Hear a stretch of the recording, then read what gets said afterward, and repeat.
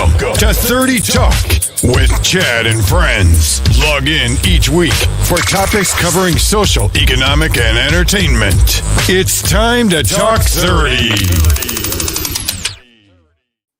So, all right, everyone, welcome back. Let me adjust my camera here so everyone can see me clearly. All right, so welcome back, everybody. And this is our third edition of 30 Talk, focusing on home buying and the home buying experience, getting you guys in contact with, real estate professionals, getting you guys in contact with mortgage professionals. And this is our third part of the series, where we just talk to people who are very knowledgeable in each of these areas. And before we get started, a lot of people are asking me, why? Why are you talking so much? Why are we talking so much about home ownership? Why are we talking so much about real estate? I mean, and I think part of the American dream, like we've said before, is about owning a home, right? And part of the show is about things that impact the Caribbean and African American community. So I just want to start with this little visual for everyone to kind of look at some of the things that typically hold us back, like African Americans, Black people, right? What holds us back from owning those homes, our dream homes, and what are the demographics of the people that are trying to own a home? And doing my research, I found some very important things, right, for us as Black people. I found that the median age, right, for those of us that are buying homes is 48 years old. So a lot of us who are like younger and, you're in your 20s, not saying you can't own a home in your 20s, but in your 20s and you want to buy a home, you have to understand that the median age is around 48 years old. The median income is about $75,000. That's kind of important to understand. The median home price is $228,000, and when we talk about the median home price, we have to think about all over the United States, not just here in New York, because I don't think $228,000 is going to get you much in New York. And I know Vanessa is going to look at me like, I don't think I can find anything for you for that price, right? But yeah, so we're going to touch on some of these things again later on in another topic. But I want to, and one of the things I found very poignant looking at this, 38,000 is about the average student loan debt that we have when we're purchasing a home as Black people, which I think is crazy, right? So certain things to work on, right? So finances is obviously quite important when we talk about home ownership, right? So finance is going to be this third part that we were going to talk about, and I would have to bring in my co-host because she has been my co-host for the last couple of weeks. So as you guys know, you guys are familiar with, I'm going to bring in the one and only Miss, I want to say it right, VCSellHomes.com. I'm going to bring in Miss Vanessa Cannon. Vanessa, welcome. Hello, how are you? Hello, everyone. Yes. So I want to say that medium price, if you're looking to buy a co-op, yes, you are in the price range, definitely for a co-op here in that 228 range. All right. So 228 can get me a co-op then if I'm trying to get a co-op. It can get you a co-op, yes. And remember, okay, good. People go, "Oh, I don't want a co-op." Remember, you can still get the same tax write-off as you would with a home or a condo with the co-op. So if a home or a condo is not in the price range, but you can afford that co-op. Now, there are some restrictions, and the co-op boards are very tough. They want to look into all of your business. And they make the final decision, but those are some options. And there are some co-ops that don't have such a hard, strenuous process, but that's a very, very, very few. And more than likely, you will have to provide a lot of information. So just want to give them hope. Don't want to, crush their spirits that they can't buy anything here. I know, right? So I talked to one of my friends and I'm like, listen, man, is a co-op, she's like, listen, I have my mindset on a house. I have my mindset on a house, right? A house. But sometimes a co-op, I had a friend that told me a long time ago, your first house is not your last house. So you might get into a co-op and eventually move towards a house, right? So, yeah, but today's not about us. It's not about this.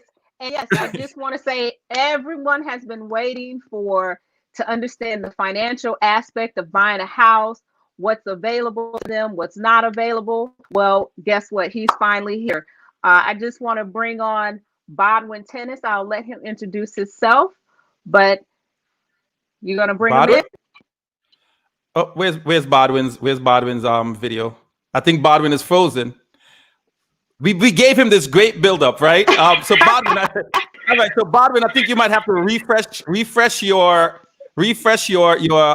link, sign back in, right? So we gave him this great build-up, right? So for those of you that were ready, right? Ready for the she said, I manifest the house, right? This is my friend. She said, I manifest the house. She said, yes, I said Wonderful. Wonderful. That's what you have to do. You have to speak it into existence. If you plan on owning a home, work toward that. I don't believe in being 48 and buying the house. I believe I was in my early 30s, if not actually late 20s when I bought my first house. So you just have to have that focus and that goal. And sometimes it's hard if you come from a family where you lived in an apartment all of your life. But, it is important. And I think that we're continuing this series to educate, our people and people out there who have interest in buying a home or never even thought about buying a home, that it is the American dream. It's the best investment that you can make with your money. Stop buying Gucci. Stop buying Fendi.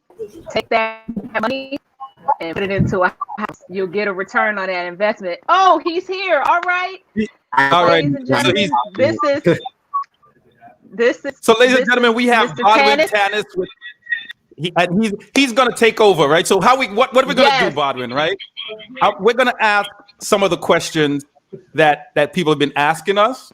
Okay.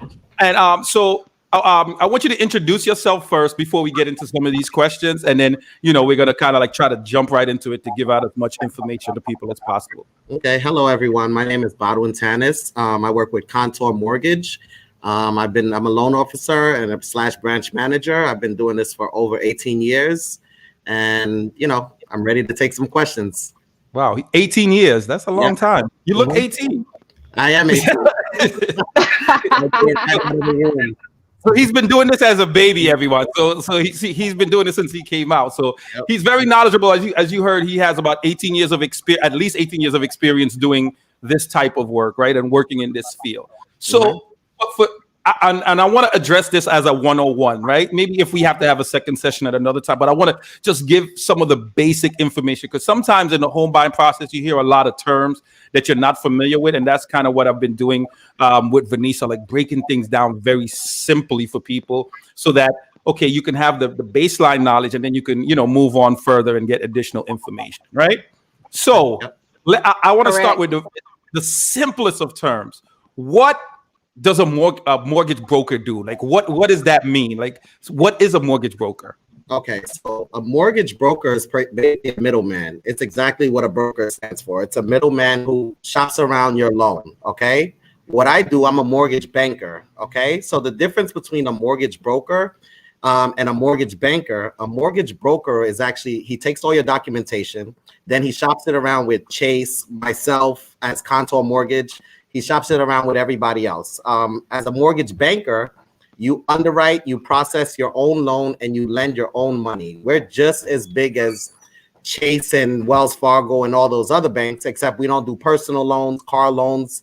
All a mortgage banker does is focus on mortgages. No personal loans. We don't have to shop around. We don't run your credit more than once. That's what a mortgage broker versus a mortgage banker is. Mortgage. Okay, so that's okay. So we have that part. Already started getting questions here about things. So we're going to get into their questions in a little bit, right? So, and one of the things I hear people talking about a lot, I hear this a lot, FHA. What is FHA? What is that like? What is that? What is the FHA? Well, FHA, a lot of people like to call it the first-time home buyer program, but it's really Federal Housing Administration. Okay. Oh, I didn't know that. Yeah, okay. The good thing about FHA is that you're the minimum down payment. Okay, the minimum down payment with FHA is 3.5% down on a 1 to a 4 family. So that's 3.5% down. Plus, also you can finance all of your closing costs. So essentially, really and truly, let's say a $228,000 house, all you have to put up is $7,000 plus your closing costs if you don't have a seller's concession, but you can finance your closing costs. So that's interesting. So now when we were talking to Vanessa before about, Vanessa said, I remember Vanessa's statement, Clay. She said, you should have about 50 to 80, but you just explained like a condo, right? So the difference between maybe owning a bigger house or, something, you're talking about 228,000 maybe for a condo, and you're talking about $7,000 to $8,000, which most people probably have, right? In addition to, some more money for. Before he answers that question, I just want to correct you. A co-op, not a condo. Co-op. So we want to make sure that we're giving everyone who's in New York watching this the correct information. So a co-op. Yeah. Well, you can't do an FHA on a co-op. Okay, you can only do it on a residential 1 to 4 family. 1 to 4 family. See? And you can't do it on a condo, but the condo has to be approved, FHA approved. Good to know. Never approved FHA. A co-op, you got to understand, a co-op is a board. It's basically buying into a corporation. So let's look at the building as a corporation, and then you're buying shares into that corporation. So that's what a co-op is. Got you. They're never FHA approved. Got you. That makes sense. So, and I heard you say something about concession towards the end. So we're gonna save that question for the end, because that's one of the first questions I see someone ask. Right? They say they're still trying to find out what is a seller's concession and how does that work. So, but we're not gonna get there yet. Okay. So you were explaining FHA and the FHA requirements for FHA loan. Are there requirements in order to get that loan, or yes? In today's climate, the minimum credit score required on an FHA loan is 620. Okay, pre-COVID-19, it was about a 550. Okay, but after COVID-19, in this climate pandemic that we're living in, the banks tightened up a little bit, and we're doing 620 and better credit score. So okay. And you also need 2 years employment history. Okay. The good thing about FHA, though, let's say you don't have all the money in the bank. Okay. You are allowed 100% gift on an FHA loan. So let's say you have a wealthy uncle that's willing to give you like 20,000. You can't. Yeah, me too. You can get a gift from your uncle, and we just have to source that gift. But that's another good thing about FHA. You can have the money gifted. The money just has to be in your rich uncle's account. Got you. Got you. And not under your not under your. So with the FHA, you also have to show where it came from, like Vanessa said, right? It can't be like under your mattress. The money has to be sourced for at least 30 days. The money has to be sourced in your account. If it's not in your account and it's in your somebody else's account and they want to gift it to you, then we are going to ask for that person's bank statement, and they're going to give you a gift. Got you. I know one of the questions that we had last time, and I brought up, is about money being under mattress. A lot of people they have cash at home, or they use a Susu account. And just to let them know, I did explain to them that we can't use that money because there's no paper trail, but a good loan officer can tell them what they need to do. So I have a question. So if my grandma has like $240,000 under her mattress that she's been holding there since the mid '80s, right? And she's like, "Listen, I want to buy a house for you today. I want to give you this money today to buy a house. I have to wait at least 30 days, is what you're saying? Like that money has to go into my account and wait. I would be careful how you put that money in your account. First of all, anything over 10,000 is going to get questioned. Anything over 9999 is going to get questioned. So I would hold off on putting that money in the bank. But you can put money in the bank, every other day, 7,000, 8,000 into the bank just to come up with that down payment. That down payment. Okay. Money in the mattress, we don't even look at it as money. That money doesn't count. It's the same thing as being self-employed or working off the books. Self-employed, you have to claim your money that you make, which self-employed borrowers don't like to do because they have to pay taxes on it. And anybody working off the books making, there's a lot of people that make $2,000-$3,000 a week off the books. Yep. That money is just as good as money under the mattress. We don't look at that money. Wow. It needs Okay. to be us. Right. Okay. It makes a lot of sense, right? That makes a lot of sense. I mean, like I think Vanessa said before, you have to be able to show that paper trail. Yep. Right. That where that money comes from. It can't be like, drug dealer A is giving you this money to go buy a house, right? So it kind of makes sense, right? So now let's talk about. So we talked about FHA, right? You said it's FHA stands for. I need to type it in to remember it. What is it? Federal FHA stand for? Housing Administration. Federal. I'm going to type it into for the people who. So Federal Housing Administration. So we talked about FHA. So what is the difference between an FHA and a conventional? Because I always hear people talk about conventional loans. Or is it better to get a conventional loan versus the FHA? Like, what is? It all depends on where you are in life. It all depends on where you are in life. I mean, conventional is just more of a savvy loan. Okay, they require a 700 credit score. They require a little more down payment, 5% down. But pretty much, if you have a good credit score and you have the money, then you can go conventional. But the only difference is FHA, you can put 3.5% down on a 1 to a 4 family. Conventional, you have to put 20% down on a 2 to a 4 family, and 5% down on a 1 family. So that's the difference. So a lot of people in New York, and I know I'm generalizing, but a lot of people in New York look for the 2 to 4 families. Okay, so on a 2 to 4 family, you can't do conventional 5% down. Okay, the minimum required on a conventional is 15 to 20% down. And if you're going to put 15% down, you've got to have a really strong credit score. I'm talking about 740 and better.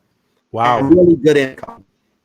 Okay. So one of the questions, I see his internet is chopping up a little bit. Let's hope everything goes. So one of the questions someone has, going back to the money part and putting, money under the mattress. She says, I have an app that I've been saving money. Can I show them this is where I've been saving money, or should I transfer it into my account? Now, what kind of app is that? Is that like a maybe like Acorn? Is it like Acorn or something? Or what is? Can Nikki, if you're hearing us, can you just let us know what type of app it is that you're saving money in? All right, so let's give us some time to type that. It's called. I'll answer the question. I'll just answer the general question. As that app can show me that you transferred X to Y to my bank account, and we can see that paper trail, and we can show the history that you've been saving, then yeah, of course you can transfer. But if it's like an app that, like a Susu app, let's say, and which is very big in the Caribbean community, and they've been getting technical lately and they've been getting savvy. So if it's like a Susu app and just they're showing everybody's hand when you're getting the hand and showing how much you've been putting in, and it's your hand, then that doesn't really count. So what about? So someone said the app is called Digits. She said great. So I think that answered her question. Someone said Cash App. He said some people save money on Cash App. Cash App. I don't know. Okay, so not Cash App. I don't think so. I don't think Cash App. I don't know about Cash App. I don't think Cash App has a saving tool. Okay. No. So all right. So we talked about conventional. So one of the things I learned today so far, if you're getting a conventional, you have to put down 20%. That's kind of what 20% down if you're buying a 2 to a 4 family. Because the thing is, you're not going to get mortgage insurance. It's not an insurable loan with less than 15 to 20% down on a 2 to a 4 family. Now, if you're buying a 1 family, yes, you can go conventional with a good credit score and 5% down. Oh, wow. Okay. That's good to know. So now one of the other questions a lot of people ask about is co-signers, right? Sometimes, so what can you give us an instance where someone might either need to use a co-signer, and is a co-signer recommended? Are there instances where a co-signer might be recommended? Here's the thing, okay? Co-signers is a really broad term because you're not co-signing a car, okay? When you're buying a house, it's joint tenants. So if you're gonna co-sign for somebody, you're actually liable for that payment as well. It's not just use my credit and my income, but a lot of times, yes, I fall into it also. I use a co-signer that's not occupying the property as well. But the thing about it is, a co-signer, you are responsible for the loan. There is something called a non-occupying co-borrower, that's where the person is showing their debt, okay, and their housing expense, but they don't want to live in the house, but they're still liable for the mortgage. That's still their debt. So a co-signer, you have to pay the mortgage if the other person can't pay. So Bodwin, my next question would be does the co-signer have to be on the deed?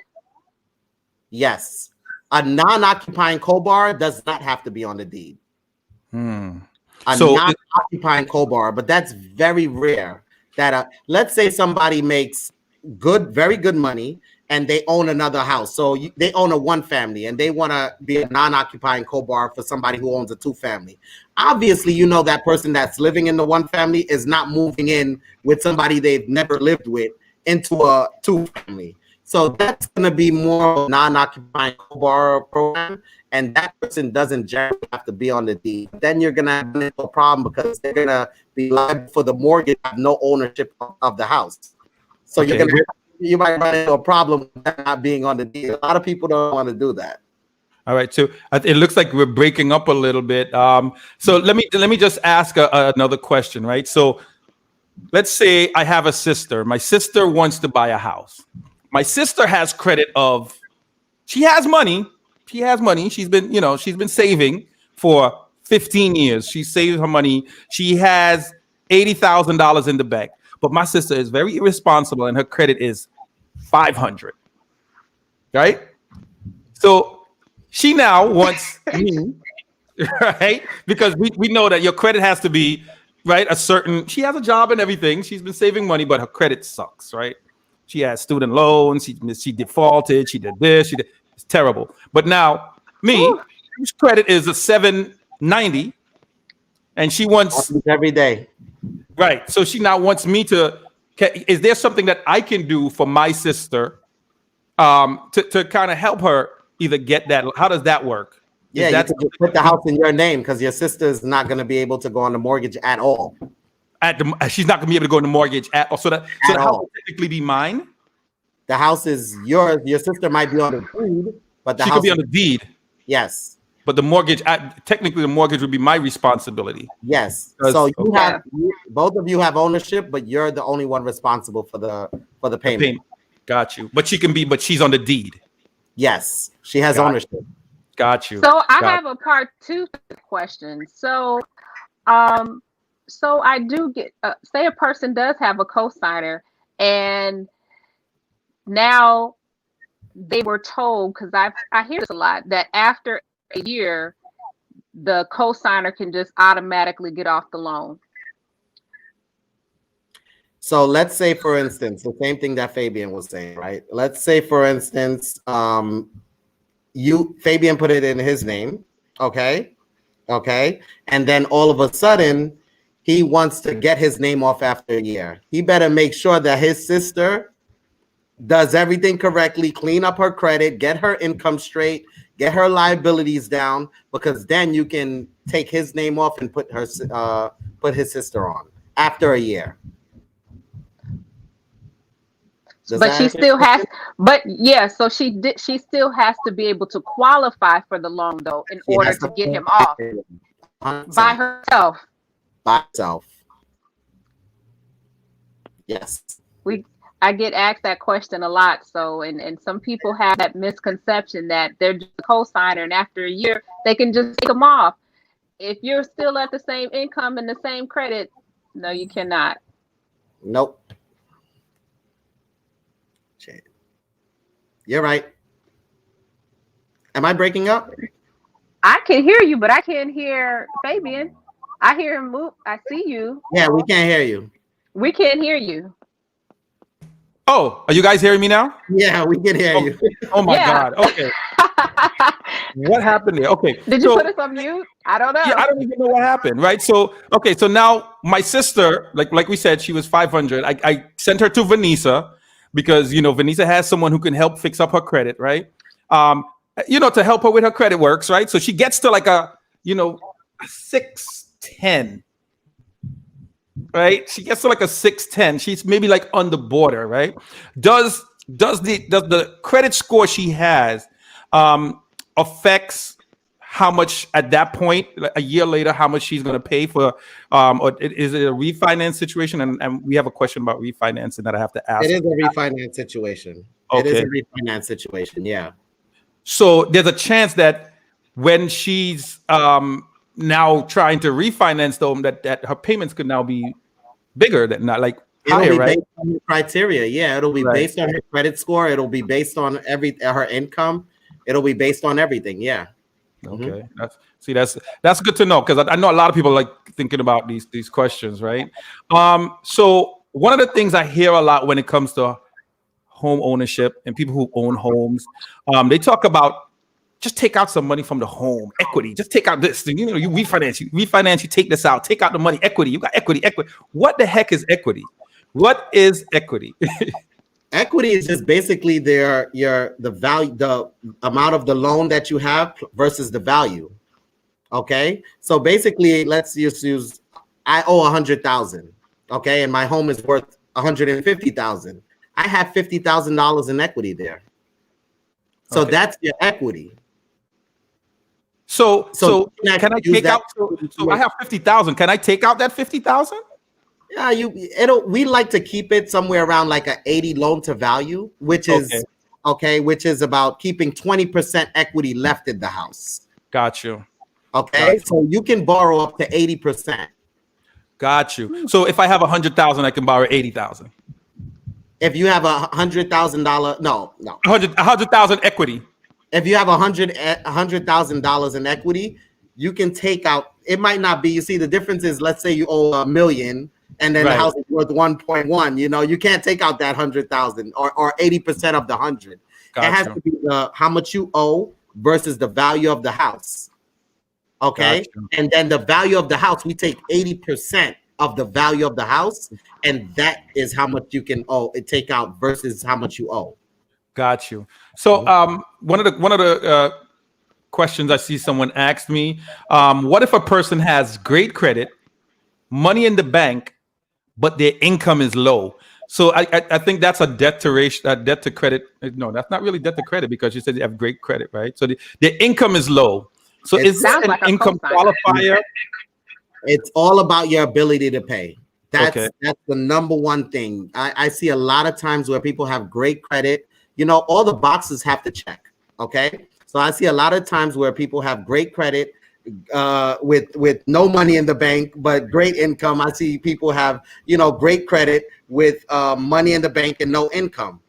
All the boxes have to check. Okay, so it's gonna be income, credit, money in the bank. And on FHA, like we explained, you don't even need money in the bank. So that's those things are the main things. It's just about your ability to pay. You got to show the bank your ability to pay with your liabilities. Your ability to pay. So, and I guess going back to ability to pay, I'm guessing that you should have do you guys look for a certain income amount, or it just really doesn't matter? It's based on a few factors, like how much your down payment is, and because it basically like let me give the example of I'm buying a $500,000 house, right? I'm putting that, he's digging out the calculator. No, I'm gonna make it super easy, right? So I'm buying a $500,000 house. I'm putting down $300,000. Right. Okay. I make about $35,000 a year. My credit is great. Okay. Would I be able to purchase this house? Would I be able to purchase this house? I mean, because I'm really putting down a substantial amount of money. Yeah, you're putting down a substantial. Now it's all about, remember, when you're paying your mortgage, your liability that we look at is your housing expense liability. Okay. So what's included in your housing expense? It's the principal and interest, okay? It's the taxes, and it's the homeowner's insurance. So, and sometimes mortgage insurance. So those those four things is what is comprised of your housing expense. Now on $200,000 with where the rates are these days, your payment is going to be somewhere around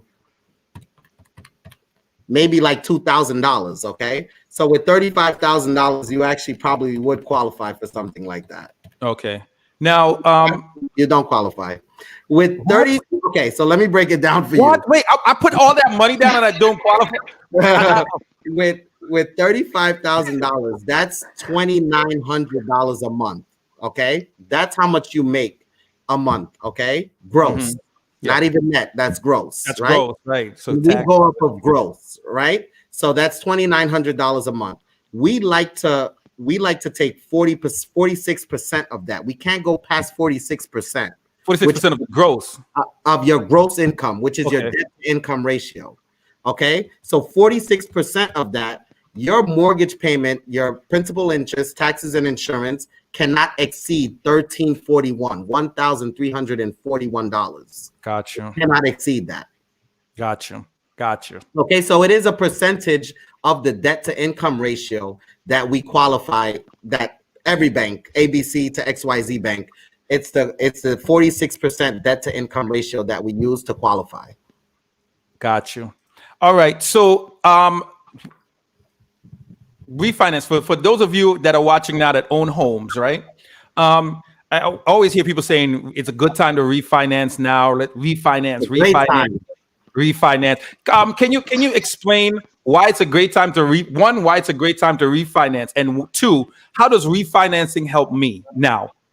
Okay. Like, let's say I bought a home 2 years ago, 3 years ago. Great time. Yep. Great time. Okay. So the reason why it's a great time, because interest rates are trading anywhere between 2.5 to about 2.8% right now. So essentially the money's cheap. Okay. So if you bought your home 2 years ago, their interest rate is more than likely like 4.25%. Okay. Anywhere from 3.8 to 4.25%. Now, when you bought that home, within those 2 years, the value of your property also went up, because that's an appreciating asset. Okay, so the value of your property went up. So now you have equity. And if you did a FHA loan, let's say 2 years ago, maybe right now, a lot of people that I'm doing a loan for, they're refinancing because they paid mortgage and they're paying mortgage insurance every month. PMI, right? Yeah, because they only had 5% equity in their house. Now, after 2 years, they probably built that 20%. So not only are they lowering their rate from somewhere in the 4s to somewhere in the mid 2s, but they're also getting rid of that mortgage insurance, which is costly. So in general, most people are saving close to like $400, $500, $600 a month, probably. Easy. All right. So basically, what he's saying is that you guys can be saving about $400 to $600 a month if you refinance now, because of the lower rates and because of the fact that you have some equity in their home. So that's how it helps you. Can you explain what a seller's concession is? Someone asked that, and I always hear people talking about maybe you should try to get a seller, because everybody's looking to try to cut corners and save as much money as possible in this home buying process.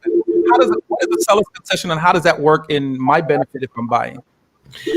The way it works in your benefit is because if you're doing a seller's concession, okay, a seller's concession is basically financing your closing costs. Okay, so how does that work? Closing costs in New York, I'm going to speak about New York. Everywhere closing costs is different, but New York is the most expensive place to buy a home. Okay, that's because there's something called mortgage tax. Mortgage tax is anywhere from 1.75 to 1.82%. Okay, so sometimes some people have the down payment, which is like $25,000 or $30,000, but they don't have the $25,000 to $35,000 for closing costs. Okay. So what they do is they actually do a seller's concession, which is financing your closing costs. Okay, when you finance your closing costs, I'm just going to use simple. Let's say we're buying a house for $500,000. Okay, I have the 3.5% down, which is about $18,000. Okay, but I don't have closing costs, which is going to easily be on a $500,000 house, $20,000. Right. So what I would do is, to give an example, what I would do is I would agree with the seller to buy the house for $500,000, $500,000, and then I would add the $20,000 on top of the $500,000. Gotcha. Now we're not giving the seller any more money. Okay, we're giving him his $500,000, but the $20,000 we're using for closing costs. Okay, so right. So it does raise the purchase price a little bit because we can't take away from the seller. So we have to add that closing cost on top of the purchase price. Gotcha. Now the kicker is that house has to now appraise instead of for 500,000, 520,000. Gotcha. Okay. So now all you're going to be responsible, and if it does, and all the boxes check, all you're going to be responsible for is your down payment, because we're financing all of the closing costs. Got you. So now, and who has to agree on a seller's concession? I mean, who has to agree on that? The seller has to agree on the seller's concession. So if they're getting their same money, why wouldn't they? I mean, that's so. It's not. I can answer that. It's not the best offer. When you have the seller's concession, you need one, and you have somebody that's bringing the full offer. They're going to take the full offer first that does not need the seller's concession. The house, they may need too much in terms of seller concession, and the seller already knows that the house may not appraise. So there are different factors.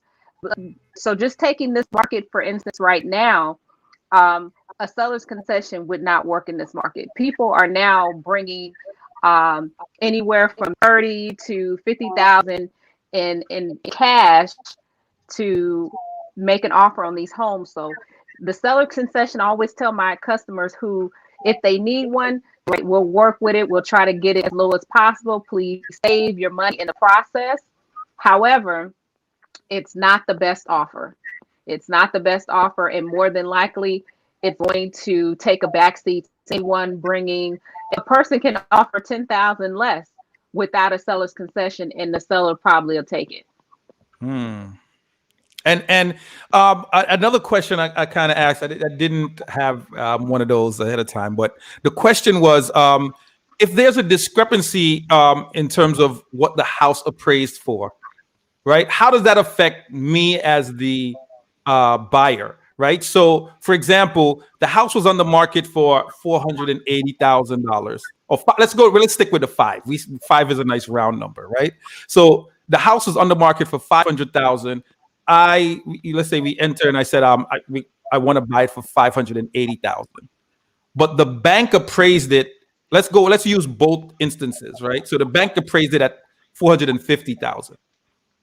How does that affect me as a buyer? And let's say the bank appraised it at $550,000.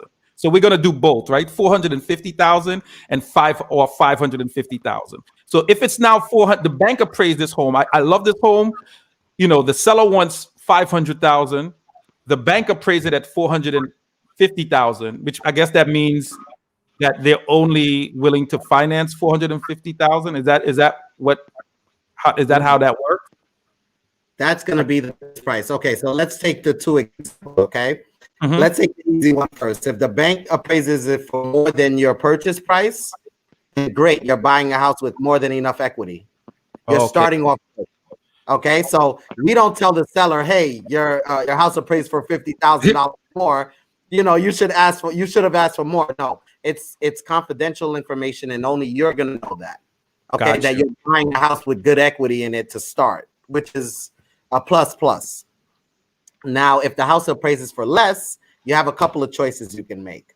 Okay, now if you say you're buying the house for $500,000 and it appraises for $480,000, let's say. That $20,000 difference, you have a couple of choices. You can either come up with that $20,000 and pay the difference, which a lot of people don't. You can renegotiate with the seller and have them come down on their price for $480,000 as opposed to $500,000, which commonly happens all the time. And the other one, which almost never happens, the seller just says, no, I'm not selling my house anymore. Or I'm not coming down on my price, and they don't agree to the discount, and the loan is no good.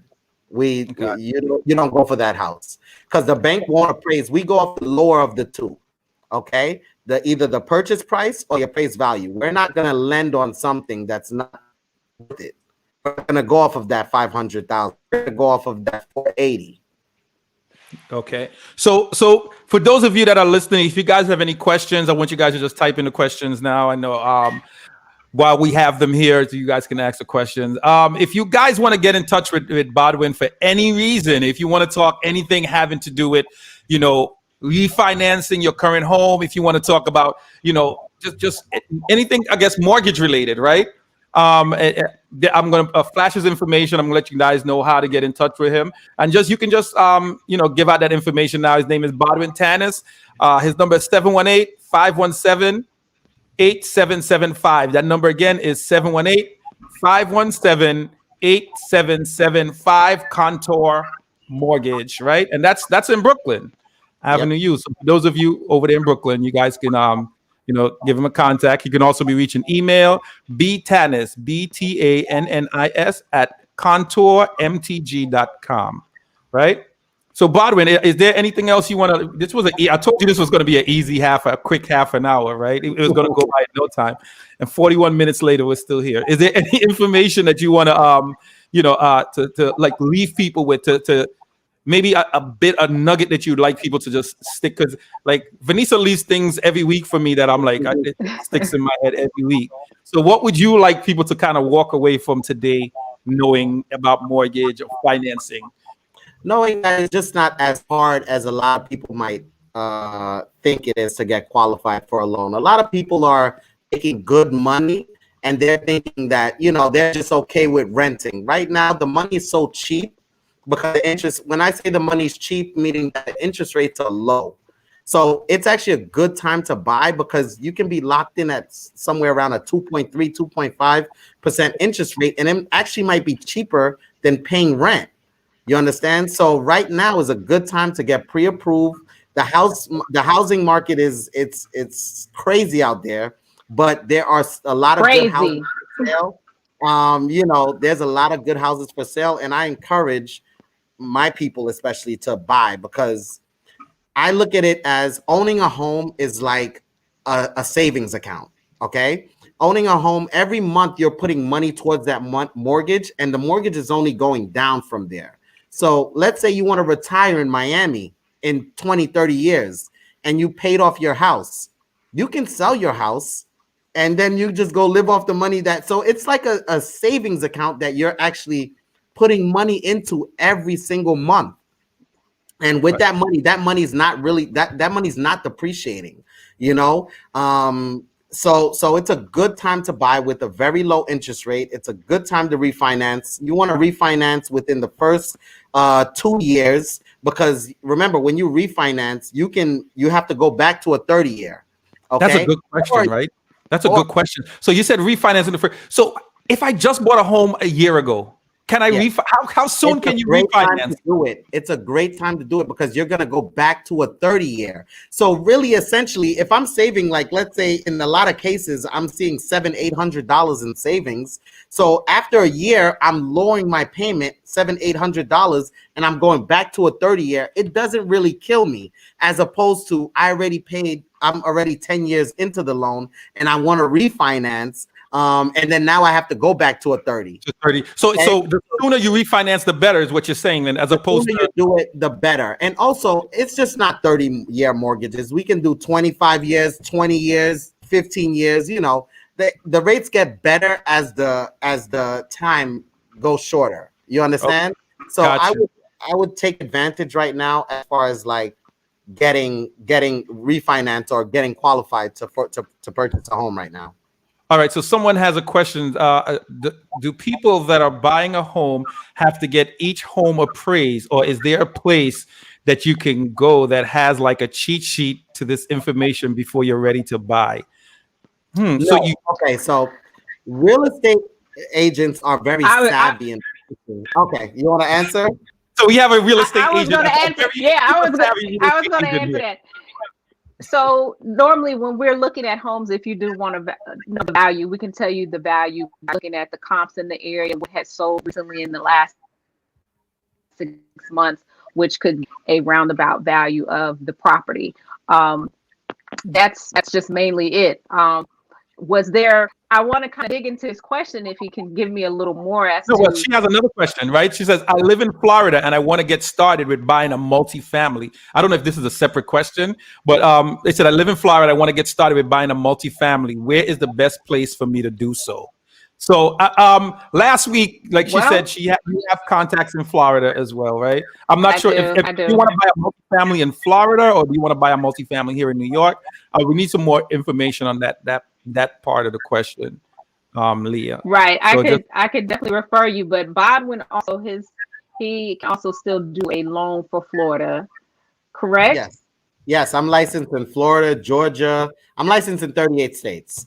Oh, so when I'm ready to buy the big house in Georgia, because like it seems like every New Yorker wants to move to Georgia to have the huge house. So when I'm ready, I do a lot of loans in Georgia. All right, so like I said, with my team. With my team of people, we're covered. I have the license in Georgia working on Florida, and I have the loan officer who's covered in 38 states. So we can definitely get you where you need it. All right. The person said they want to buy in both if they could. So I guess they're saying in New York and Florida if they could. So they want. I guess they want to know if there's a place that they can look to see. Well, you said a license. Well, someone who is very savvy would kind of have an idea what the home would appraise for. Is that kind of like what you're saying? Like have a general idea of what the home would appraise for? Is that kind of what you're touching on, Vanessa? Is that kind of what you're I'm saying? Touching on? Mm-hmm. Are you saying that you as a real estate agent would generally have an idea? Like you'll be able to see that. Yeah. I mean, it's the same as if we were working with the seller. We find out what the home sold for within the last 6 months, and come up with the market value price for it. So we can do the same on the buyer side. Now, I've never had a buyer ask that question, but we can do that. It's more on the seller side to ask what the value would be of the house. Okay, so let me be straightforward. If we're looking at a home right now, and the seller wants $500,000, but it looks like a $280,000 home, just from everything that I'm seeing from the outside, would you, as a experienced real estate person, be able to tell me, I don't think it's worth like that much? Because there's a lot of people out there who are really excited about buying homes, but they because they don't have that knowledge, they jump into something just because it's kind of easy.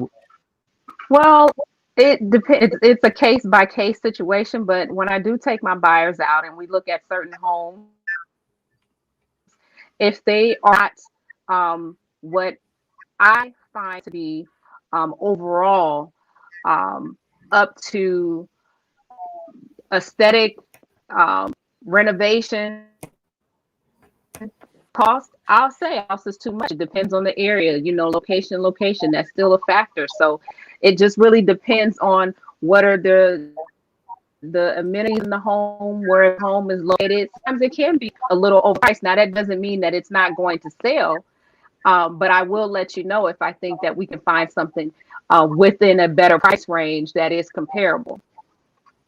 All right, so folks, before we wrap up, I'm going to do what I said we're going to do each and every time we're here. We are like 18 minutes over our scheduled time, but like I told you guys, each week what we're going to do here, we're going to actually look at a house every week, right? And this week, I saw this house, Vanessa. Can you see it? Are you seeing this house? So this is one of the homes that's on. Are you seeing it with me right now, or am I okay? So we're seeing the house, right? Yes. I see it. Yeah, I see it. Okay, good. Yeah. So this is a house. This is a house in Baldwin, right? And I kind of like it. It's a very cute house, right? Correct. Nice exterior. Was a little concerned about the water, but really nice on the inside.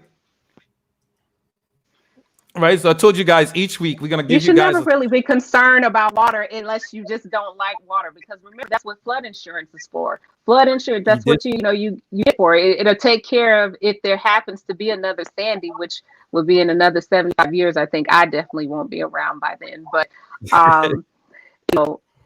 sometimes don't let the water scare you from buying a good property. Okay. And that deters a lot of people from, I think, Far Rockaway and places like that sometimes. It does. Look at this. You can see yourself living right here. I love this. And once again, where was this? This house is on Eastern Parkway in Baldwin. In Baldwin. 479,000. 3-bedroom, 2 baths, right? So once again, you guys can go to vcsellhomes.com, and she'll happily be able to give you guys. I want you to do something really Yes. quick, Fabian. If you just give us a little more time, if you could let Bodwin give them some real numbers for that particular property, so they'll know what their payment would be. Okay. Bodwin, can you do that? So yeah. So let me go back. I can definitely go back. Let's see if we can get back into that listing. Let's see. It's in Baldwin. So the scenario would be it's $479. The customer has decided to put in the full offer, and they want to put down 3.5%. What would their payment be? Because of course they would need. Can we look at the taxes? Hold on. Can I give you a different house? Can I give you insurance? All right. Can I give you this house? Can I change the house? Can I change the house? Sure. All right. How about this one? Right. All right. So this is the house, right? Can you see it? Yeah. What's the purchase I can price? see it. $469,999. So what do I need to look at? The taxes, And what are the taxes? The estimated taxes are $10,023. Because you're living in Baldwin, you're living in Long Island, you're paying for Long Island. You're paying for safety. You you're paying need the flood. You're paying for. You need Well, this insurance on that one you too. need the flood insurance. You need the flood insurance on this one as well. Yes. Okay. Why is it? Well, we would run something called a flood zone search. Right. So we would let you know about that. I love this backyard. Oh my God. What's the taxes? Yeah, I believe it was 10,023. So this is a house for $469,999.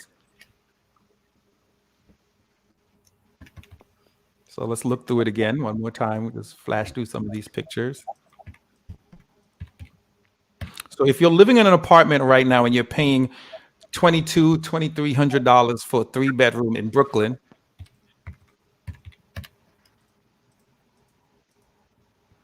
or I would say, but I'm just saying, if they're paying that much for just an apartment, right? You can actually have an entire home for maybe a couple dollars more, right? So, yep. And all this yard, all that beautiful yard, family gatherings, nice hammock. Okay, so based on a $469 purchase price, okay, the minimum down payment required is 3.5% down, which is $16,415. 16,415. Let me write that in there. 16,415 down payment. Mm-hmm. Okay. So based on after you put your down payment, the principal and interest on the money that you're borrowing is going to be $1,878. Okay. $320 for the mortgage insurance. Okay. $100 for the homeowner's insurance, just in case something happens to the house, and $835 for taxes. Altogether, we're looking at $3,130. So you're talking about $3,130 for you to own a home, as opposed to own your own home in Baldwin, no less, right? So we're talking about a nice part of Long Island, great curb appeal, nice, awesome backyard. Mm-hmm. What are we thinking about, right? What was that number? Let's type that. Can you give me that number one more? Do you still have that number in front of you? Of course. $3,130. $3,130 for $3,130. $3,130, people. $3,130. That's the magic number today.